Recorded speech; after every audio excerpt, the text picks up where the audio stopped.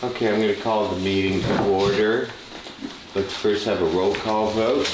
Okay, this is the roll call. Member Wu? Present. Member Lum? Here. Member Giles? Here. Member Kirk? Here. Member Prasa? Here. Member Walthall? Here. Member Heath? Here. We have a quorum with members present. Thank you. Welcome, everybody. Thank you for coming. We're going to try to keep this meeting brevetous, but give everybody a chance to speak. Does the county have anything they need to say? We have the clerk's announcement. The Locke Management Corporation, aka Association, or MCA, fosters public engagement during the meeting and encourages public participation, civility, and the use of courteous language. To make a public comment, please complete a speaker request form and hand it to the clerk. The chairperson will call your name when it's your turn to make a public comment. To make a teleconference public comment, please raise your hand in the Zoom by pressing *9. The clerk will unmute you so that you may make a comment during the public comment portion of the meeting. You may also send a written comment to boardclerk@saccounty.gov, and your comment will be routed to the board and filed in the record. Thank you. Thank you. Okay, let's go to agenda item number 2, which is the approval of the Locke Management Corporation, aka Association, January 8th, 2024 meeting minutes.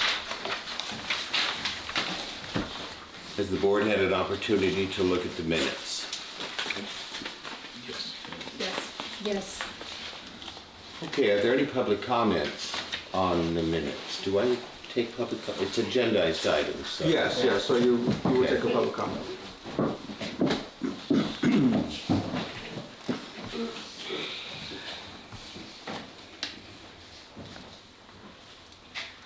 Okay, do we have any public comments online? If any members of the public would like to make a public comment on item number 2, please press *9 now.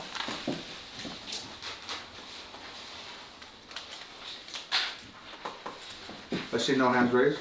Okay, I'd like to entertain a motion to approve the minutes from the January 8th meeting. So moved. Second. Okay, all those in favor? Aye. Chair roll call? A roll call Roll vote? call, yes, please. Okay, Okay, so we have a motion to approve. Member Wu? Yep. Member Lum? Yes. Member Giles? Yes. Member Kirk? Yes. Member Prasa? Yes. Member Walthall? yes, Member Heath? Yes. And the motion carries with all members present. thank you. Okay, agenda item number 3, Treasurer's Report. Treasurer Prasa. Thank you. For February 24, we had a total income of $5,146 against total expenses of $3,252 for a net income of $1,895. And we closed the month with $49,876 in the bank. Thank you. Do we have any public comment on the Treasurer's Report? Do we have any comments online? If any members of the public would like to make a comment on Zoom, please press *9 now to make a public comment on item number 3, year-to-date financial report.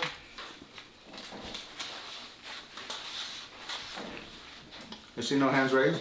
Okay, well, thank you for your report. I just have a question. Yes. Okay. So the 100,000 that we got from Sac County, did that, on the annual treasurer's report, it says we did not exceed 75,000. How did we enter that in? How did we show it for last year? It was a grant, it wasn't income. Okay, Income, it comes from a couple of sources. 1, assessments, and 2, rentals for spaces and all that. okay, but it was still income that came in and then we spent it out. It wasn't income, it was a grant. Okay.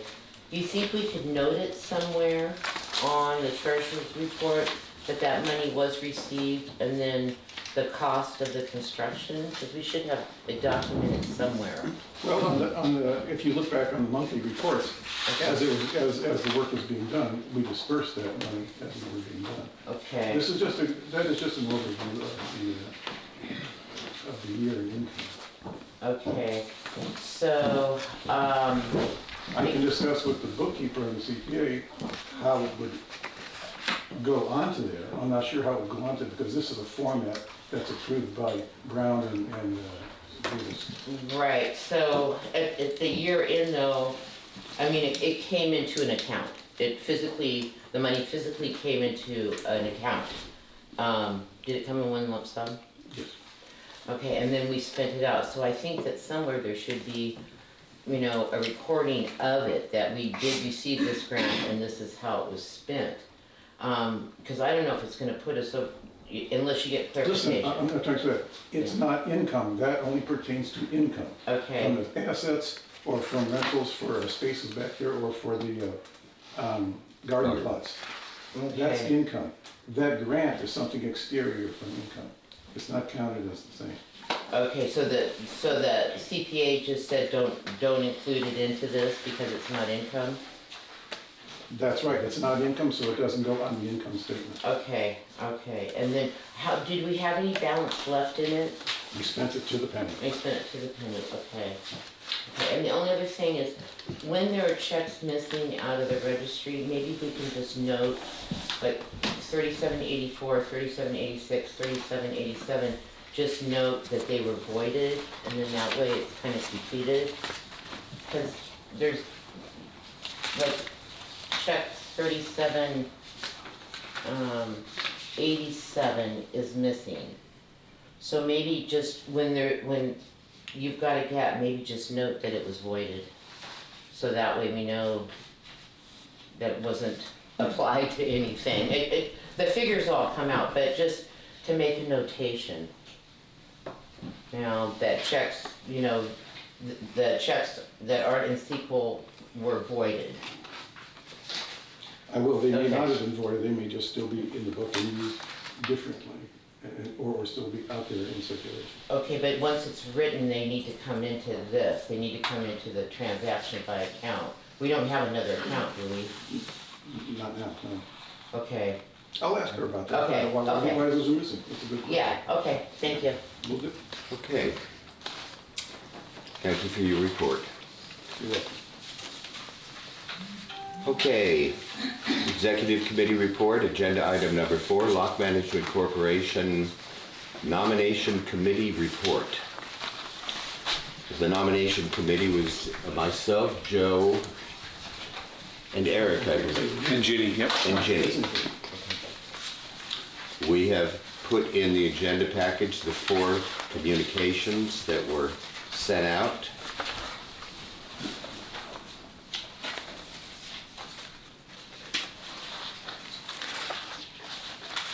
One was the list of, I think this is in order, but I'm not sure.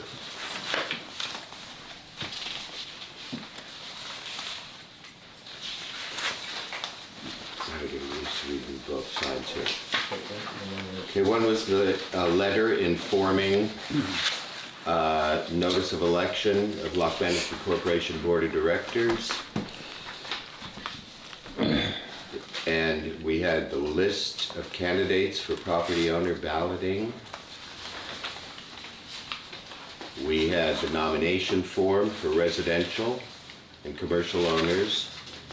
And in the package, we also have an example of nomination acceptance that was mailed to those who were nominated. As an overview, there was, well, sent out to everybody. We received 4 nomination forms back. Is that correct? It was 4. In those 4 envelopes were, I think, 6 nominees who were qualified. That meant that they were either paid up on their assessments for 60 days, informed that they could pay. If they were not qualified, they could pay up on their assessments under protest. They could work out a payment plan, or they could request an IDR, an internal dispute resolution with the board. We received 2 envelopes back from nominees those that were nominees and qualified for nomination had a letter mailed to them. And that was that last example I gave a nomination acceptance letter. 2 were returned. One was by Russell Ohms. He declined, and one was by me, and I accepted. The others did not, that were qualified nominees, did not return a letter. So the bottom line is, one person has accepted a position, and that's me, and that's a residential property owner representative. We still have 2 residential property owner seats open and 2 commercial property seats open. Now, do we have any public comment regarding the nomination for the residential and commercial property owner representative board seats? Do we have any public comment online? I do have one hand raised. Give me a moment.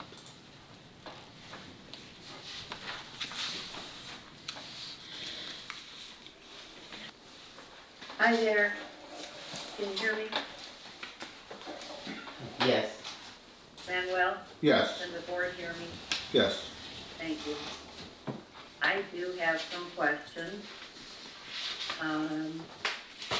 First question is, my neighbor Joy Koo told me that she sent my name in for nomination, and I have not received anything as of last Monday from the board notifying me that I've been nominated. And I have included things for the packet for the whole board to read. Please read them pertaining to item number 4. And I'm wondering, okay, so one of my questions is, why didn't the board inform me that I have been nominated?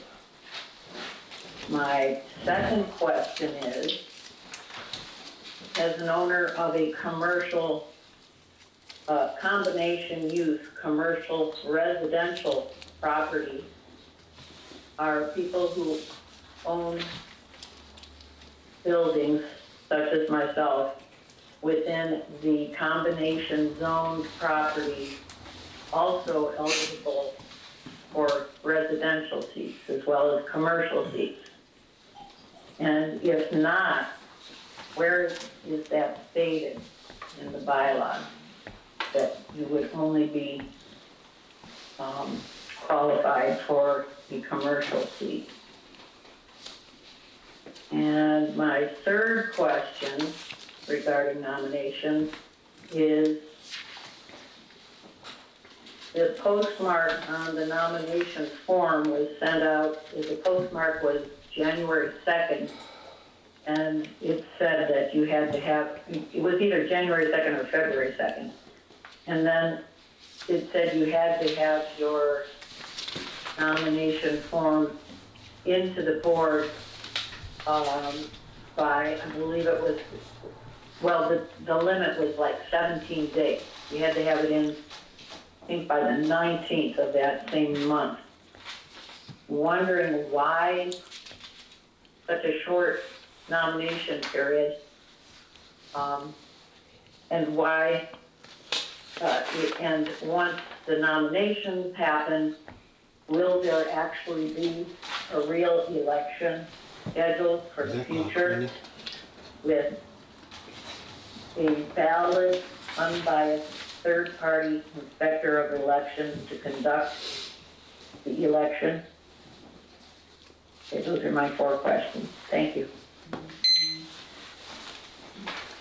Thank you. Just to clarify, this isn't Q&A. I tell Martha Ashe this every meeting. So, a couple other clarifications too. We send our communications to the same address that the bookkeeper uses to send assessment bills to. I don't know about Martha Ashe because she hasn't paid any assessments in 4 years, so I don't know if she sees those. We did have Joy Co. get a hold of us and let us know she moved. So we made note of her new address and made sure she quickly got the information that everybody else got. So, any more public comment online? If anyone wishes to make a public comment for item 4, please press *9 now. I see no hands raised. Okay, let's open it up to board comment on the process. Was there an ADR or an IDR held between Martha, Miss Esch, and the LMA? No, none was requested.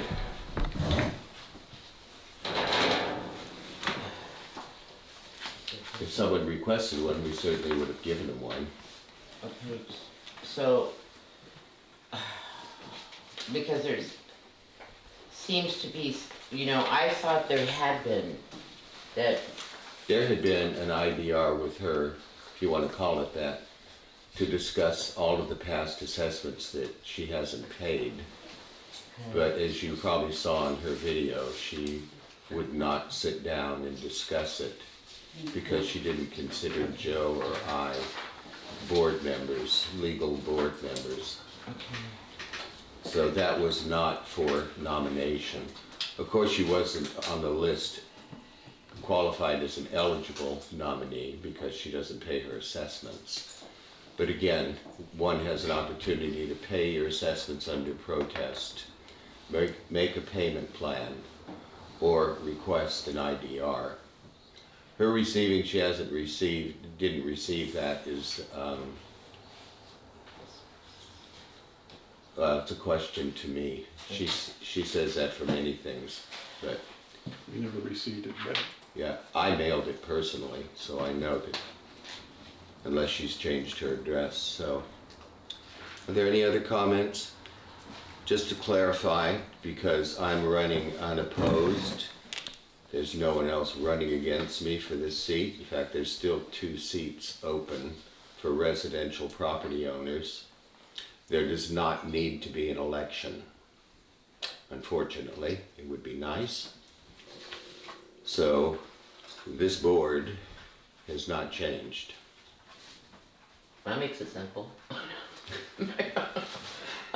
Yeah, and I checked with Sac County and they can't, owners can't nominate any of the people Yeah. that, so, Proxy thing. yeah.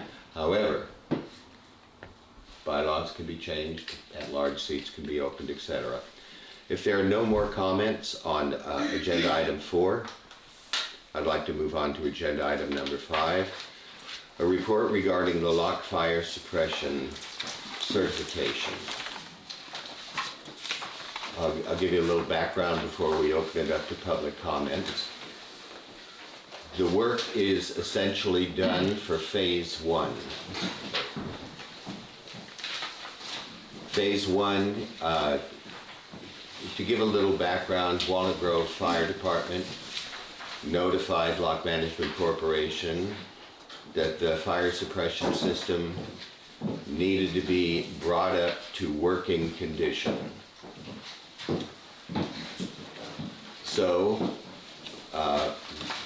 we got a hold of All West Fire Protection, worked out a game plan. They were here last week. They completed phase 1 of the fire suppression system. There are 5 phases. Phase 1 consisted of fixing, repairing the brackets that hold up our fire suppression system, which was a big job, especially in buildings like the Star Theater. Luckily, we didn't have to have new custom brackets fabricated and then shipped here. Town residents were pretty good about removing all the vegetation and items, wires and ropes and flags and lights connected to the system so that the company could get in to all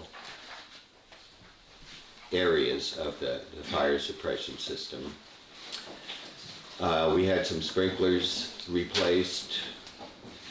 Our system is a unique, one-of-a-kind system. It's primarily for the external aspects of the buildings, but there are 4 buildings that have internal fire suppression system elements. One building actually had to have custom sprinklers placed in it, and that phase was completed. We still need more work done.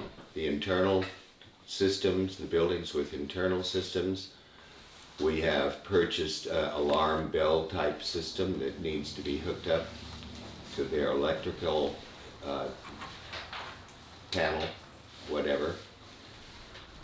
The Locke Management Corporation, when I say that, I'm talking about the property owners of Locke. They have funded everything that's been done thus far and also paid for the bell system. Al's is one of those buildings, by the way. We have to decide, are we going to charge the owner, are we going to leave it as the owner's responsibility to get an electrician to hook up that bell system? That doesn't appear to be a big deal. A big deal, phase 3, is hooking up an alarm system from our main pump, which is right over here, connected to our emergency fire pump system located on the River Road. We have a system in place now. It's monitored by Certifier. We get daily pings to see if the communications work. They kind of work, but it's frontier service. But that system doesn't kick on until this tank runs out of water. That's a lag time we want to eliminate.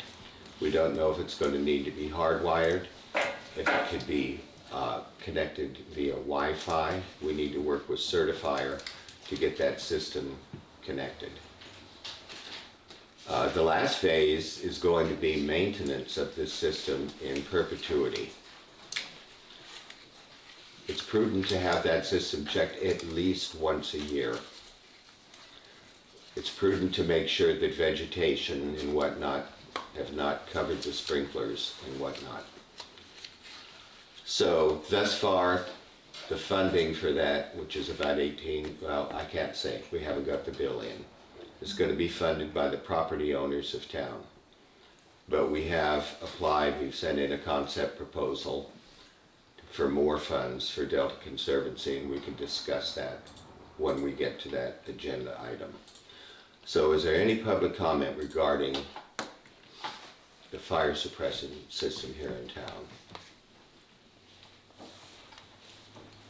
Deborah? Thank you for taking care of it. Yeah. That's, Russell, wake up. Russell helped you. He walked through with the guys. Do we have any comments, public comments online? I do have one hand raised. Give me a moment. Hi, this is a comment actually to that last, when Mr. Walsall claimed that he is still a valid board member, even though he wasn't. We're on agenda item 5 right now. Sorry, Chair, I was muted. Okay, going down, I have Alex Eng. Yes, Hi, can you hear me? Yes, sir. Yeah, this is Alex. I wanted to thank Stuart for his update on the fire suppression.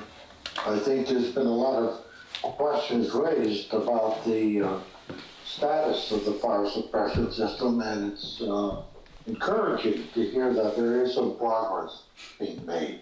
Thank you. Thank you. Are there any more public comments online, I Manny? see no additional hands raised. Okay, I'll open this up to board comment. So phase 1 was fixing the brackets, and we replaced, do you know how many sprinkler heads we replaced? No. Okay. Is there in the initial bid for phase one, do you remember how much it was? It was 18, 18,000? yeah. Okay, and then, But we massaged it. okay, It will be less because they had factored in clearing off vegetation that owners have taken care of. They didn't have to fabricate the brackets. There was one other biggie. The inside stuff, they weren't sure how much work was gonna have to be done on the inside. Yeah. So there were some contingencies built into the overall bid. okay, Some of them we had to put in, some of them we didn't use. So, Another was to run, we actually have an extension that could be put into our main pump that would run out of the fence and have to be supported. And it would be used by the fire department, but the fire department said that it's not necessary. So we're not having that work done. I wish I could give a bottom line to what phase one has been, but we haven't got it yet. and so we're still working on 2, 3, 4, and 5, right? Yep. One other that I didn't, what I just forgot to mention. I just put it all in that grant proposal for that, Did you put it in as phases? yep, Okay, 5 phases. okay, the valves that they put in, went over by, Oh, pressure valves. yes. We have opportunity to put pressure valves along the system wherever we feel is necessary. So, they didn't feel like it was totally necessary at this point, but I think that it's something that, especially if we get funding, right, all we should put in. enhancements. Yep. So maybe the next meeting, which will be in May, if they could put together a proposal and kind of explain to us all the different phases and have it written out so everyone can take a look at it. Can we do that? And then that way we've all got a clear picture of where we're going and how much it's gonna be. I know, because right now, this was only done last week. I know. One of the big variables is getting the private, quote-unquote, alarmed bell systems placed in the internal systems. And again, those are for the benefit of the fire department. They will know Which building? if it's an internal, if it's an external fire, they're not gonna have any problem. If it's an internal fire, that alarm system will go off before anybody even sees any fire. So, So maybe we can get this on the agenda, and even if they wanna come down and do a presentation. yep. Thank you. I have a question about the bell alarm systems. So you said Al's has one right now and it's been connected. No, Al's would need one. Would need one, okay, but then there are currently bell systems in place, No. alarms, no. Okay, so it's for Al's obviously because they have a kitchen and all that, and The Janying, the Okay. Galloy, in the school, the museums and, and Locke Garden. And that's for sale, so that's a little variable right there. But we have the transformers, the bells, right now. okay. The property owners are paying for those. The next step is, how do we implement that? I have a couple more questions about, obviously, we all know Frontier is horrific. Have we looked into Unwired or Starlink or any of the others that are proposing to be better? I've heard some good things about both, so, and less money. Well, for one thing, we know the fire department does not like Frontier. Nobody likes Frontier. Yeah, in fact, they're using that Starlink. Yeah, I know it's Joe, more could- expensive, but it's for something as important as, you know, the Yeah. safety of a town. And this would have to be working with Certifier to make sure that that system would work with theirs, if they're willing to, if they've done it before. Joe, do you know anything about that? Yeah, a little bit. I've talked to Certifier a couple of times about this. Mostly a year and a half ago, we were having trouble with the corrupting lines for Frontier. In the last year, they've been pretty good. There were a couple of times when we got there was no response from Certifier. As Stuart said, they ping our equipment every day just to make sure that there's communication with them. But that Starlink is a pretty good and reliable system, especially out here in the Delta. Right. One of the problems is it's expensive. It is expensive, yeah. And making that connection, it's expensive just being out of itself, and then making the connection into Certifier would be another expense. So May at Certifier has been working with their internal people to try to get us a cost on that. And then I did approach some people at Starlink, but it kind of dropped off my plate. I've been working on other things, but it's something, as the project progresses, it's something we're gonna pick up and get some more information. Okay, yeah, I mean, But- even, can I ask, there are several local people, may I ask them if any of them have both of these, any one of these? I have unwired and it's great. Okay, yeah, and I'm about ready to get unwired, but I don't know the difference between that and, I know Starlink is, Unwired is cheap. unwired is massively cheaper than Frontier. I talked, I think it was it Warren or Bill, I can't remember, one of them I spoke to in one of our rounds. They didn't say unwired was not good, they just sort of went, Well, and they're fairly new out here, so it's hard to kind of gauge. And like you said, Frontier has been better than before, but they don't seem to care too much whether there's an issue or not. At some point, we're gonna have to make the changeover because Frontier is simply not supporting their lines anymore. No, So they're we're not, gonna have to okay. do this. May I ask if so any of you have the- personal experience? You want me to talk? I would love to talk about Public it. comment. Public comment, okay. Yeah. So- In a moment. So I would just say, like, we have Starlink at house, and it works. Understand it's expensive, don't know about unwired. I would say part of the problem obviously is the certifier system. And if you don't know, the way the public switch telephone network works is this twisted pair of wires that go out, they actually carry power. So that way, if you lose power, that might power a modem or a satellite dish receiver, the phone line still works. So that's a kind of fallback safety feature, which I can understand the emergency systems might want to not forego, which again leads me to some degree of surprise that if Frontier isn't maintaining, like purposefully not maintaining their plant, you know, how that's, you know, whatever, How it's legal, justifiable under Yeah. the Public Utilities Commission, you know, regulatory, or like, however it works out here in Sacramento County. Anyway, we can certainly ask about that. Not that anything will happen in the sort of near term that we need this to happen within, but just leave that as a comment. And another point is that All West Fire Protection is not handling any of the electrical. So they're out of the picture regarding connection from our main pump here to the emergency pump. They're out of the picture regarding hooking up the bell system to the private buildings. They can recommend electricians, but they don't do that kind of work. Okay. So, are there any other comments by the board? About how much is the maintenance at this point for the system? Which system? Well, for the fire suppression system to work, I'm just trying to figure out what the maintenance cost is now and how it would increase. And is that something we can put in the grant? It's in the grant. It's in the grant, okay, It's in the concept proposal. okay, One is inspection. okay, The other is removal of, you know, keeping the whole system clear. And then this goes out 15 to 20 years regarding maintenance, okay. what we're asking for.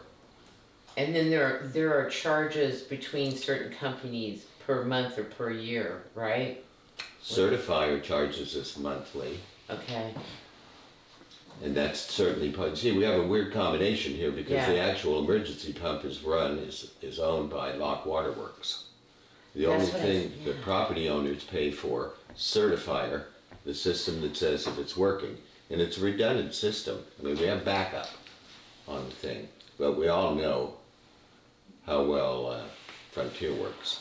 The big deal is getting it from that pump there, out there, to eliminate the amount of time that it takes to drain our main water tank before that one kicks on. We actually saw a little bit of that on January 16th. So the fire department was not even aware of that. So that's a biggie. I'm not understanding that concept. What is it that needs to be done to link, to make everything? Well, if you understand, that kicks in when we run out of water in the big Right. tank, and that takes a while. Right, The system we want to put in is as soon as any water comes out of that tank, it it they're talking to notifies each other. the But- fire department, certifier, and there is actually an alarm right there, but it's not hooked up. Is it a Wi-Fi link or is it an actual physical there's no link. connection with like a buried connection? What it'll be, it's an alarm that once water starts to flow, it activates the alarm, so you will know that water is beginning. So it's a physical manual thing that has to be done. It's not a switch that gets potentially that would get kicked on that would notify this tank that tank is. No, they actually put in, there's a big pipe that runs out, and it's got a little flapper thing in it. Right. As soon as that flapper opens, that alarm will go off. That will go off. The fire department will be notified, and you'll hear it Okay. going off on this end of town. So there's no future way for the two tanks to communicate with each other and to say, okay, I'm running low, time for you to kick in, and No, it doesn't exist now. no. The only way that one kicks in is when that runs out of water. Okay. When the pressure drops, really, and that's what happens when it runs out of water. You can see here that we're really upgrading the system. It'll function much better, but it's costly, but we're taking steps. Are there any more comments by the board? Okay, let's move on to agenda item number I 6. think we opened for public. Public comment has already happened. No. For this issue? Yes. No, there wasn't any.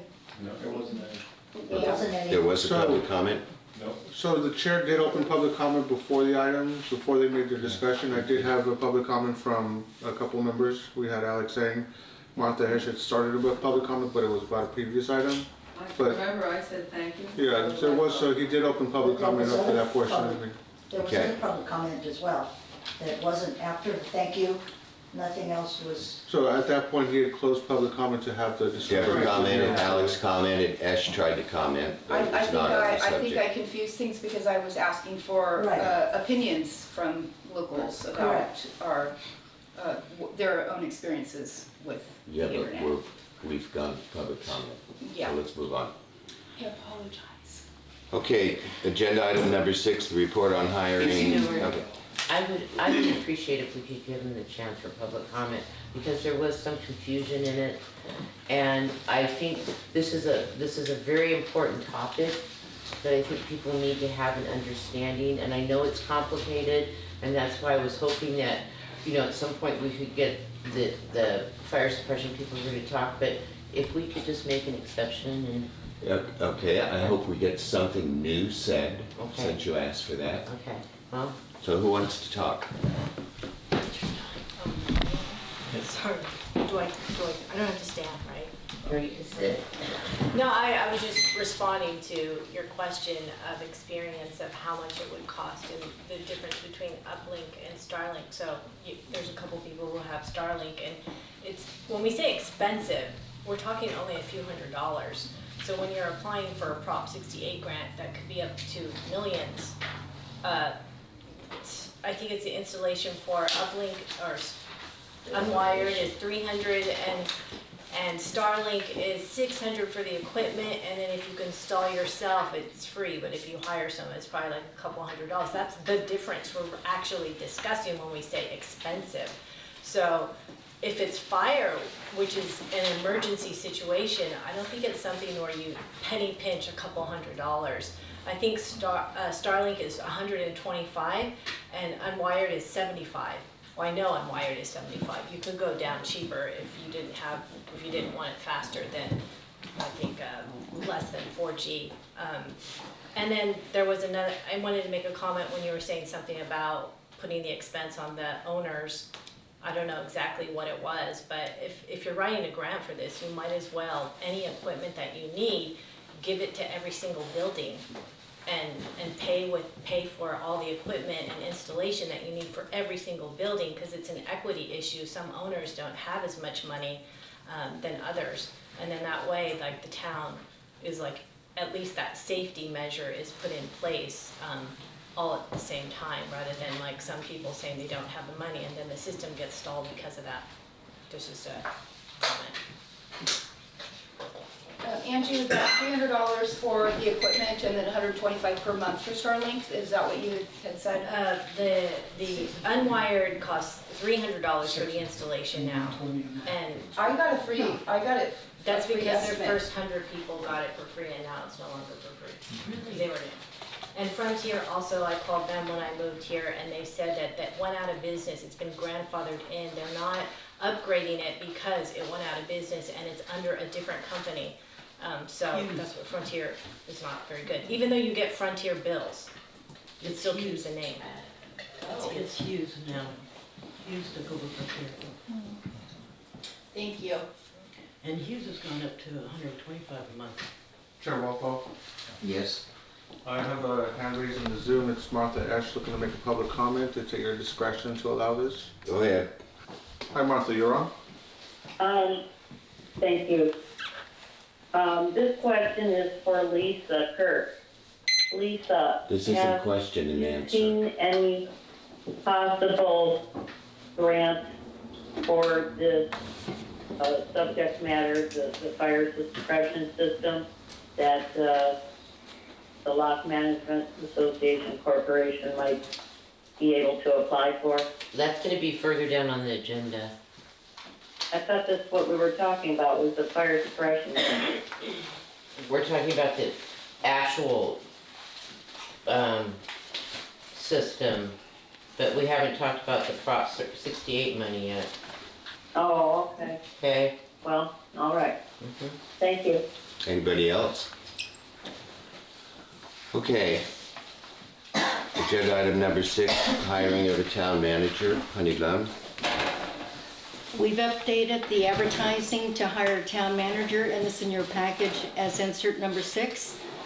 So on January 17th, we sent the updated description for the hiring of a town manager to the Beacon newspaper to be advertised in 4 editions each week for $25 for a total of $100 for the whole month advertising. On February 26th, we met with 2 applicants and gave them a tour of Locke and also explained the job duties to them. On the 27th, I met and did outreach with Mercy Housing of California to ask them to advertise for the job. And I will also follow up to develop some community partnership opportunities, hopefully in future. So mid-March, our executive team, some of us will be interviewing the candidates who are interested in serving as a town manager. And in the advertising, it's for $1,000 a month, 10 hours per week. So the duties and responsibilities of the town manager are to take care of the common areas for the town of Locke. So any of the landscaping, tree trimmings, the public restrooms, the cleanup of public restrooms, any of the community garden space, demonstration garden space, response to any of the residents. We have The a whole lighting. contract we can supply next time. And there is a description of a management contract that was used 6 years ago between LMC and also for Anna Paveo, who was the last town manager. And it's very detailed, and in the contract, it has a detailed description of some of the activities that a town manager would be involved with. So mostly of course, the cleanup and responsibility to follow up. So if there's public restroom seems to be a big issue. Tree trimming, working closely with contractors with any activities with respect to common areas. So we plan to have interviews mid-March and hopefully to extend the hiring by the end of March, beginning April. So We've had 2 people interested in the job, we walked them around town. That's where we're at now. So we'll interview them later. But we've run out of the ads that we're running locally. Those are done. So I'm going to open that up to public comment. Carol? I was just wondering, when do you stop, you've given it a couple of dates, but if all you've gotten thus far with your efforts to advertise are these two people, why do you continue to keep looking? We need the time for the executive board to formulate the questions. The executive board was very busy with the fire protection suppression system. We just finished those up. We figured we would get through this meeting, not choose the town manager. I think now it's time to sit down with them, scare them with everything that's going to be in that contract, and go from there, report back. So what are the dates again of when you think you'll have a town manager? Hopefully beginning April. Maybe.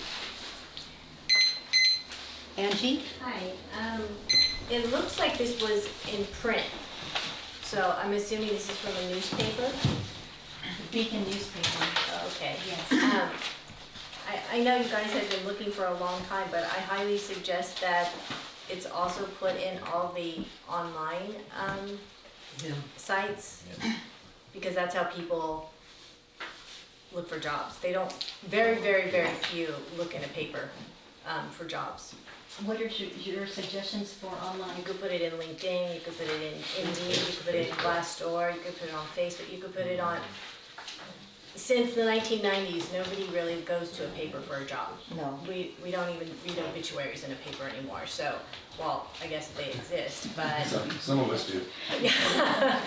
But in any case, if you're seriously looking, it would be online, it wouldn't be in a paper. So, I know it's not board comment, but just on Angie's point, we hire through Indeed, we hire through Craigslist. I know LinkedIn is also very viable. I don't know about town manager type roles. And certainly Facebook is also very possible. And then also post-COVID, I mean, even Subway Sandwich couldn't find anybody for $20 an hour. So the fact that you're keeping, I mean, everything's kind of at a standstill here, including dollar amounts that, you know, that's probably why you're having a very, very, very difficult time finding somebody for $1,000. I know cleaning ladies now ask for $70 an hour, so I don't know how you would get a town manager of Locke, which is very notorious, to manage the people and the places. Unless you have someone who retired and want to do this as not a hobby, but as something to give back to the community. That's the only thing I can think of either. Any other public comment? Do we have any online? I do have one hand raised. I have noticed that the budget reports for the last 6 years, when we have not had a manager, you still have been charging the property owners, the general members, $12,000 a year for town manager. So it would be nice to know where that $12,000 each year has gone. And if a new town manager is hired, are the property owners going to have a say in it? Or is Mr. Walthall just going to make decisions for everything related to Locke? Is that it? Are there any other public comments online? Additionally, as you've said, and you said it's pitch black out there, which is a lie. That one light provides a lot of light. Yes, it's dark in the corner, no question, but it's shaded. So, as Stuart said, we'll get the bulbs and put the bulbs in.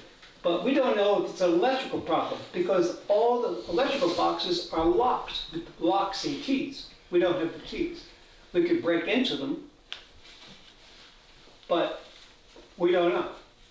But we can light the lights in the parking lot, but no one in the back wants those bright lights. They blind you, they ruin the night sky, and what else do we have out here in the country but the night sky? If you want to go to Oakland and look for crime lights, great. I mean, if you feel safe with light. But we're not afraid of the dark. People live in the country.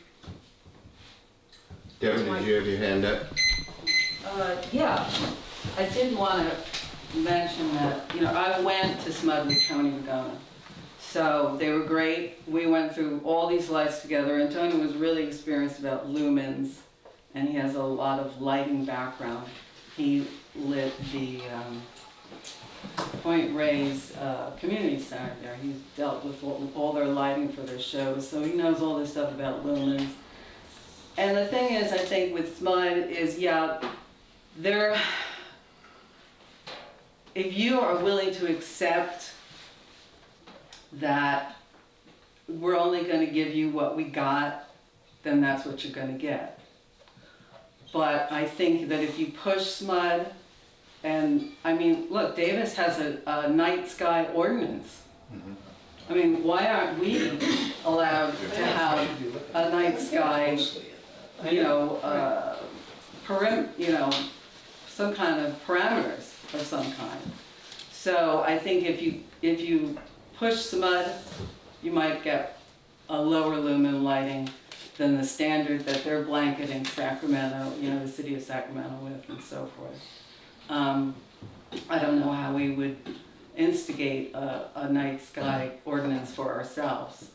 But, and the other thing is, I do want to mention, when I was helping management as a property, a board representative, that I did work with state parks, and the box that's attached to the restrooms is padlocked, and that they opened up, and there's a timer in there, and we don't even know if the bulbs are out or if there's a timer on battery and the battery's dead.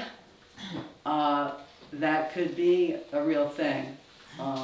So I will look in, I might have old files and old email correspondence, and I might be able to track down the person that helped us set those restroom lights on for certain times in the evening, which we did in case someone was, jerry-rigged the lock, went into the restrooms at night, and they weren't going to be comfortable sleeping there because, it would be bright and they could be, shadows could be seen, they would be more visible. So we had it set so the lights would come on in the restrooms in the dark to discourage vagrants to stay in the restrooms. And they're connected to the lights in the parking lot. So I'll see what I can dig up. I might be able to find someone's contact. Thank you. Is there any public comments online? I do have one hand raised. Okay. Oh, hi, this is Tony Regona. Can you hear me? Yes. Oh, good. Now, who was that just spoke? The woman? That was me. It was Debbie, Tony. Oh, God. So, when we went to SMUD, we didn't take no for an answer. We just said, listen, we don't want those, the highest wattage lights you had that you normally put in the streets of Sacramento or wherever. It's a small town. We want lights for safety, but we don't want to be blinded. And the color of the light, they finally agreed on warm light rather than the daylight LEDs. And so you just have to, basically we told SMUD, don't come out until you buy the 2 sets of lower lumen, warm color lights, because we don't want them. And they agreed, and then the person left. But you just have to be firm about it. the thing is, they have to buy 2 sets. One set to install, and the second set, they keep in reserve for when those lights go out. So it's an expense they don't, they don't want to incur, but I think if the board writes a letter to SMUD saying, this is what the town wants, let us know when you get the lights in, and then we can arrange, take the cars out of the way so your trucks can roll in and install the lower lumen warm lights. And I think, I think that'll work, but you can't back off right away. They don't want to spend the money. Tony, this is Ginny. May I ask you a couple of questions? So it's the lamps themselves. Oh, this is Ginny. Who is this? I'm on the Sacramento River. I'm on the board here. Ginny Giles. Okay. So the actual fixtures do not need to be replaced. They're simply lamps that are in a different Kelvin temperature and lumen. No, I think I don't know if the heads just need to be replaced or the support for the heads. I would imagine the whole thing needs to be replaced because it's a smaller. I don't know. I really don't know. I'd be guessing. I would love to spearhead some research on this. I'm a bit of a light nut to having owned a camera store, and I know a lot about color temperature and lumens and all that. So if you and I could get together or talk on the phone, that would be great. Figure out who you spoke with and just a little bit more information. Yeah, now I understand that there's someone on the SMUD board that someone in town knows. And I think that would be helpful if you went to the SMUD board directly, rather than go to people that come and go, because the board has more weight to their decisions. So, right. And so if anyone knows a board member of SMUD, I would write a letter directly to them. Okay. And say this is what the town wants. Now, SMUD is not in the business anymore of mood lighting. The fancy street lights that you see on the main street in some small towns. They don't do that anymore. And they were firm about that. And they're out of that business. Okay. But the lights that are put on poles, the kind that are up now that are too bright, they do that. It's just they have to research and find a company that sells these lights, buy them, and install them. Oh, okay. These are very typical street lamps for applications other than freeways, prisons, and airports. Right, so but there are two separate types of lamps, one for the River Road and then for the Main Street and other parts of town, I'm assuming. I think anything off 160, I think should be lower lumens, warm lights. Okay, great, thank you. Yeah, and they're available. I mean, I see them all over. It's just that SMUD doesn't want to fork over the money. That's what it is. Right. Okay. Okay, thank you, Tony. Any more board comments? Okay. Okay, we'll continue looking into that, trying to get them fixed. Let's move on to agenda item number 9. Discussion regarding the public restroom maintenance. A little overview on that. Locke Management Corporation, or I should say the property owners of Locke, are the ones that fund public restroom maintenance, having it cleaned, supplying it with paper, fixing the locks, correcting any damage, and we've been having a graffiti issue. Ms. Mendel has supplied some photographs of what's going on in that bathroom, those bathrooms. She was good enough to paint over them. However, some people did graffiti by scratching into the mirror or mirrors that are in the place, so we can't do anything about it. But Deborah put some smiley face stickers on them. So I want everybody to be aware that really any place that has a public restroom is going to have problems. I'll open it up to public comment. Deborah? I would suggest that anybody who lives in town who's in the mood and out, you know, in the evening, that they make sure the locks aren't jammed. Does us a favor to us all that the locks are closed and no one has, you know, jammed them open. Just as a resident, I mean, and especially a property owning resident, it behooves us to make sure they're locked at night, and, you know, just if someone was volunteer to just happen to be out, just make sure it's locked. Because, you know, years ago, someone started a fire in the men's room. I mean, it's just, you know, common sense. Are there any other comments from folks that are here? How about online? We do have one hand raised. Okay.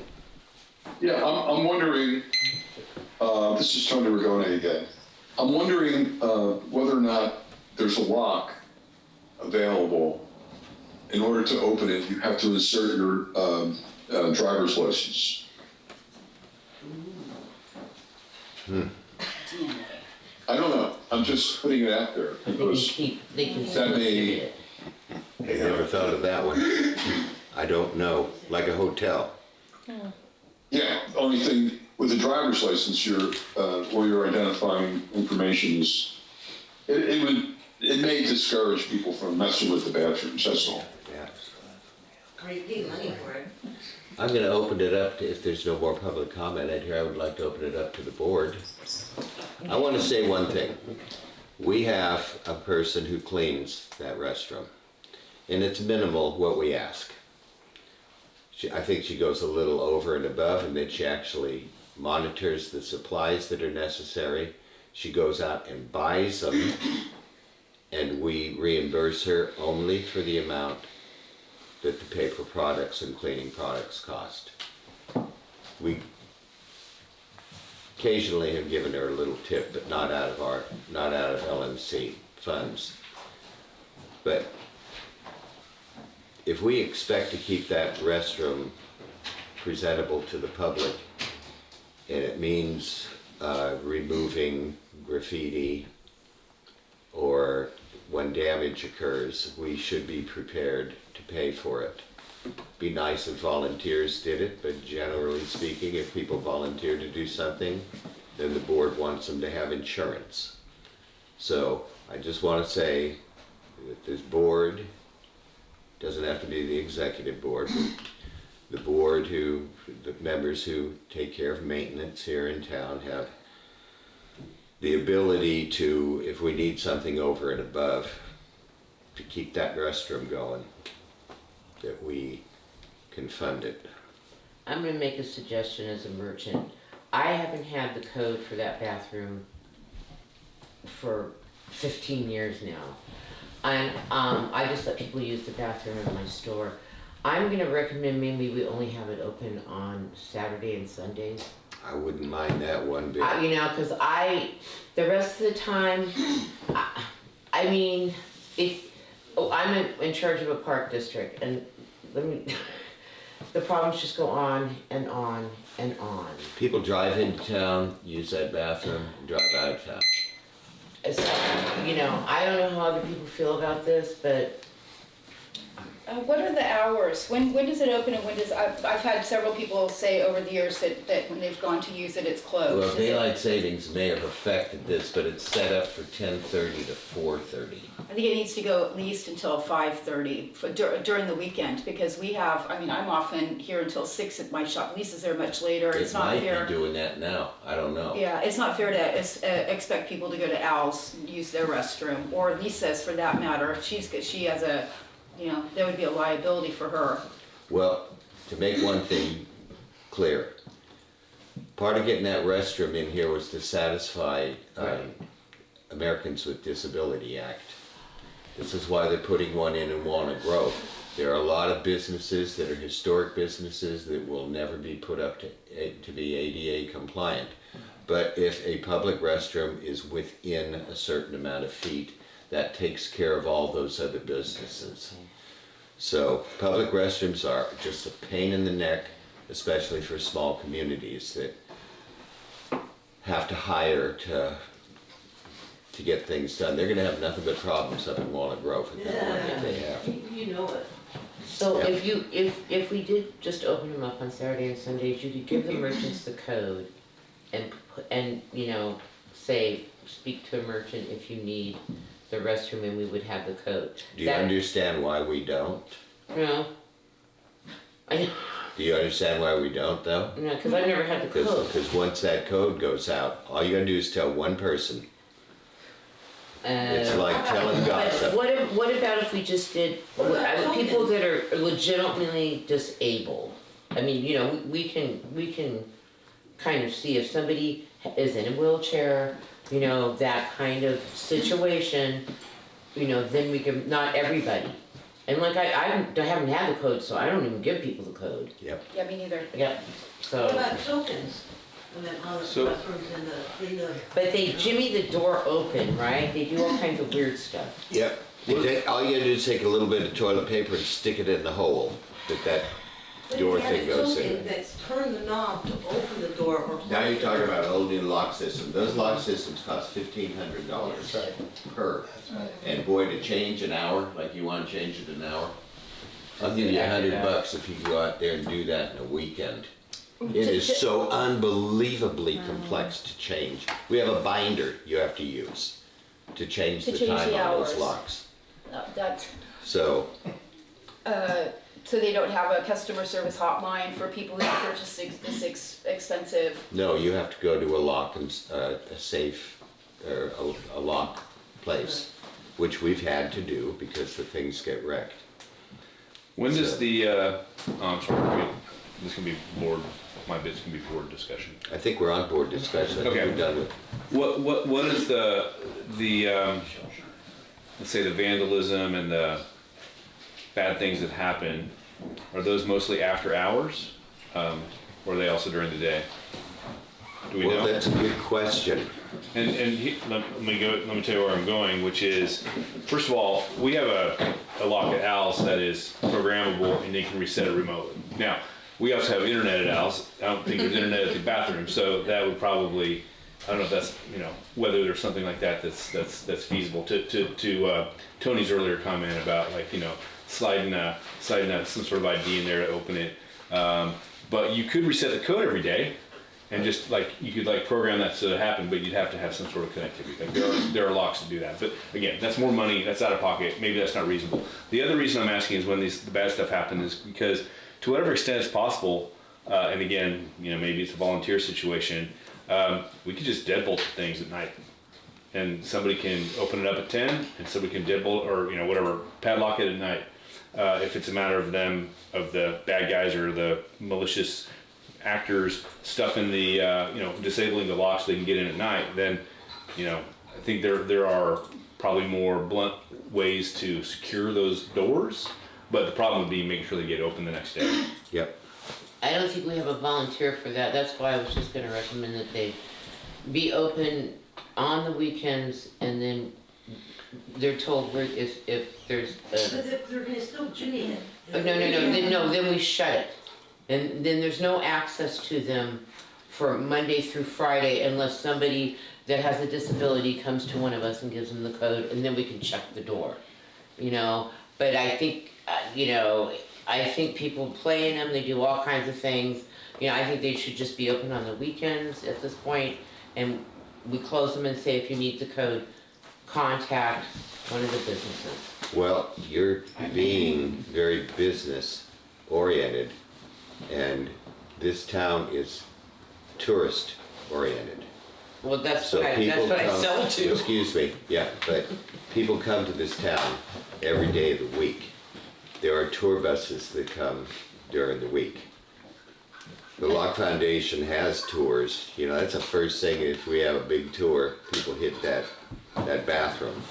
But you're So- giving the tour, there's somebody here giving the tour that can have No, it. there are buses that, believe me, there are people that come driving in here, those buses, we normally try to grab them and make them pay.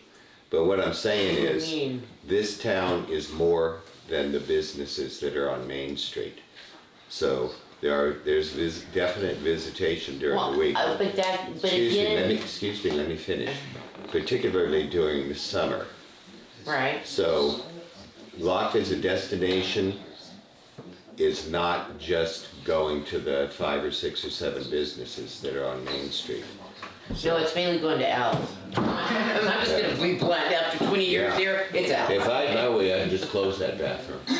Well, that's I what I'm gotta just get saying, rid do of it the weekend and that would be I disagree with that. I think it needs to be open, however long it takes to figure out the coding to make it open during normal business hours, Monday through, 7 days a week. Yeah, but who's business who is hours? maintaining the restroom and how often do they go in there? How can we have our eye on, I know Deborah's spent a lot of time figuring out, what to do with what's been happening, but how are we alerted that there's been new graffiti, how often is the maintenance person, The cleaning person comes once a week, Yeah, so okay, that's the and what standard. day of the week is that? Is that usually on a Sunday, on a Sunday? sometimes on a Monday.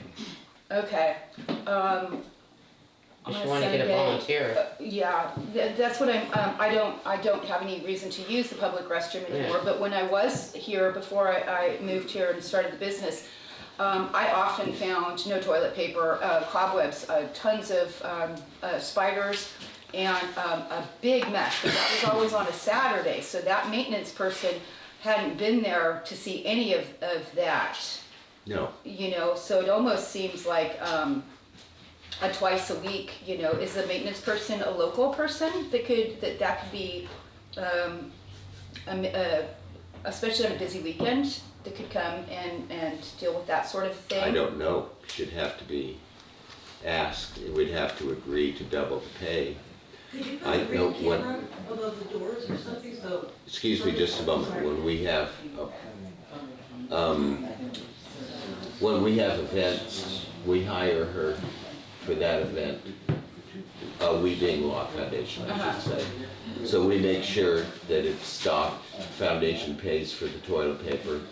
We give her another $50 to come in the morning, check it out. If it's a big festival like our Locke Asia Pacific Spring Festival, we have her check through the day. So, but as far as maintaining, twice a week, Or at least doing, or it could be a volunteer situation where one of us has access. That was a problem I had. I didn't have access to any of the, any cleaning materials. I didn't have anything here with me, and I didn't have access to toilet paper. So I had to actually buy toilet paper. I didn't go to the women's, but I bought to the men's. I bought toilet paper for the women several times when I was here for about 3 months before I moved in when I was helping Clarence. So if there was, if that happens, if you get low on toilet paper, you let me know. Because we have a closet out there full of this stuff. yeah, I didn't have access to that. So what if somebody was to come to me on a Saturday and say, oh, your restroom is, a public restroom's a mess, there's no toilet paper, how could I go about getting? Well, text. You can text me, since I live here in town. Okay, I'm not doing that as chairman of this board, I'm just doing it because I Right. live here in town. Locke Foundation shares a certain amount of, we're coexistent on that thing. right. So, Because if it's smelling like urine, really terribly, that shouldn't happen within 1 week's period of time. That's concerning to me. yep, If that smell is so and strong, it was reeking of urine. So, And I have an observation note. We do have tour buses and we have tours that are scheduled sometimes between Monday to Friday. So this is where I would be advising maybe somebody from the Locke Foundation to have a code to open that public restroom up when we have tours given on certain days and then lock it the up. Locke Foundation has a key. I'm sorry I interrupted you. Oh, no, I was just saying, cameras these days are so easy with the ring cameras. If you could position it just to see the door doors being opened, not inside or anything. I know, it's what you hook it to, you I gotta think have that- the electrical. No internet. Yeah. Internet. Yeah. And someone has We've to even- monitor it. We've even considered putting in air dryers in there, and it's still an issue. But what I'm just saying is, it's a deterrent. So if someone sees a camera, whether it's working or not, a light beeping on it, they're gonna be a little less, to try to jam the doors open or to do that. Yeah. It's just would be a deterrent. It doesn't have to actually be on, you know, a lot of times they're not on, but you don't know if they are or not. Angie? You can get solar powered ones. You don't need electricity for cameras, but I don't even think cameras are really gonna help. I don't know. We discussed, well, I haven't been part of this town for a long time, but I heard a lot of discussion about the bathroom and the expenses and everything. I missed the part about why the LMC is responsible for tourist bathrooms, when maybe, since they can't, you don't have that much income to pay for that public restroom, wouldn't it be more the Locke Foundation that should be responsible, since it's mostly the commerce and the tourism? Because basically residents use their own bathroom. And so it's strange to me a little bit that the residents actually pay for the public restroom and maintenance for that public restroom. Well, that's what makes us not just an HOA, we're a public entity, and that's why we're providing the service so people can come to the common areas and the toilet paper and the bathroom. So, you know, that's what makes us a little bit different. But I would recommend just weekends, you know, and giving the merchants the code, so if someone needs it, a handicapped person needs it, we have it, because we don't have the code. It would have to be seasonal, because there are tourists that come in the warm months during the week. So, Yeah, but and they need to go to the bathroom. direct them to They something. come from the Bay Area, or they come, you know, if they come an hour and a half away, the first thing they wanna do is go to the bathroom. They're gonna go bother Al's all the time. We assume that that's in the daytime. It's not just ours, it's my business also. But they're not gonna ask you to go to the bathroom. I'm saying They that do. to go to the bathroom, they're gonna have to run to all the stores that are open, right? Well, anyway, we can see what a public restroom does here. And a public park. I'm gonna move on. Discussion regarding, agenda item 10. Discussion regarding maintenance of Locke Road Plot A. I'll say a couple of things and I'll open it up to public comment. That section has been discussed now for 3 or 4 meetings, which means, you know, 6 to 8 months. Russell Ohms went ahead and fixed it. LMC paid for the gravel, didn't pay for the service hours, didn't pay for the gas. I know Angie brought it up in one of her mass emails with an exclamation point. Why this amount of money for that road? That's why, because Russell fixed it. The county's probably responsible for it, but there's been a ton of potholes. That's another thing Angie has complained about, is all the potholes. We don't want them, Russell fixed them. So that's what's going on. Hopefully Russell will continue to volunteer and fix the roadway into our town. The roadway that leads to the residences and leads to the parking lot where people park and go to Main Street. So, anybody have any questions from the public regarding that? I just want to make a point, every gravel road in the Delta looks like this road. I drive on the farmer's gravel roads, that happens in the winter, so there's not a lot of, you can touch it up during the winter, but every time it rains, it happens again. Yep. Every gravel road in the Delta. So, yeah, I'll continue filling it and fixing it. Thank you. And I do think it's in a queue in the county to be dealt with, but that is a queue. That, you know, 2027 or 2026. So. Any other public comment? Is there any online regarding Yes, I have the one hand, maintenance of Locke Road Plot A? I have one hand raised. Okay, Ms. Esch? Yes, I thought that there was a board meeting about 2 or 3 meetings ago where the board took a vote and said that basically they didn't want Mr. Ooms because he didn't have liability insurance and a license to, contractor license to do work on the common ground areas. I distinctly recall there was a long discussion and the board was opposed to having an unlicensed person working on common ground areas. Thank you. Okay, is there any board comments? Okay, moving along.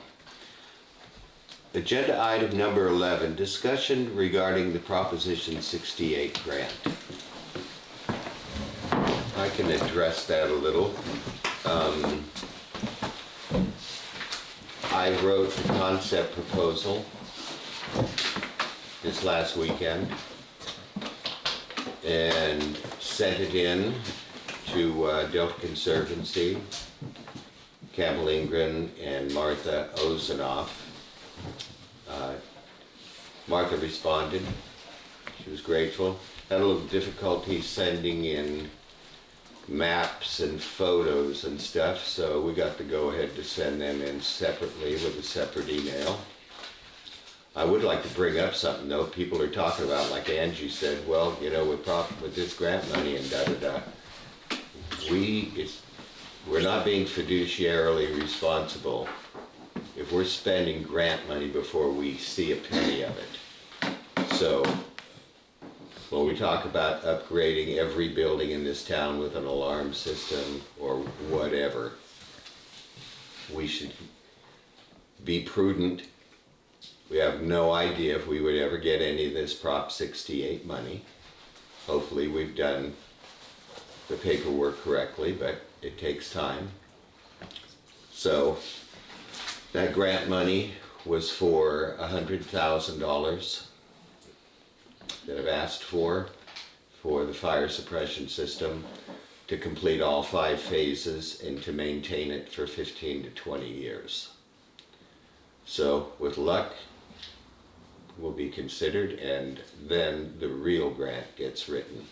What I submitted, even though it was thorough, took me all weekend, was a concept proposal. That's what's going on. Are there any public comments? Are there any public comments online? See no hands raised? Any board comments? Well, since I was on the ad hoc committee on this, I called Martha today, and she did verify that it had gotten in. Now, I just want to clarify, we can't probably bill for the $18,000 in phase 1. So if we've already spent money on part of the phases, we can't put it in the actual grant. So just so everybody's clear on that. She did talk to me about if it goes further into a grant mechanism, we would need probably a grant writer and a grant manager. So I think this board needs to look at that if we get close to that and the concept gets approved, that we start to discuss about hiring a grant writer. And because there's been some oppositions to having a grant writer on this board, and but if it moves forward, we'll have to have a grant writer and a manager. Also, we'd have to have property owners kind of release of liability to go forward with the work if we actually do get the grant. So being on the ad hoc, I would appreciate it if, again, you could maybe send the concept proposal to the rest of the committee so we could take a look at it for the next meeting. Is there any opposition to that? Does anybody want to look at the concept proposal? I would like to. You'd like to? Okay. So, because as a public entity, it would be nice to have this attached to the agendas and the public record. So we can go back and we can actually see how it was written, the phases and the amounts. Stuart, do you have any issues on that?